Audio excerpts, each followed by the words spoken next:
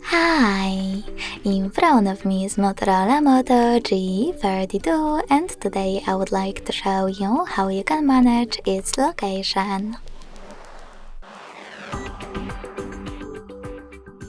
Begin by going into Tab menu and looking for location icon.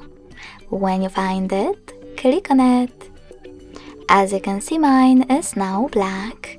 That means that location is disabled, but you can always enable it by choosing the same shortcut again. If you want to, you can also go into Devices Settings and scroll down to access Location section. When you find it, click on it and manage it by choosing this switcher next to Use Location feature. Thanks so much for watching. If you enjoyed this video, don't forget to leave a like, comment and subscribe. Bye!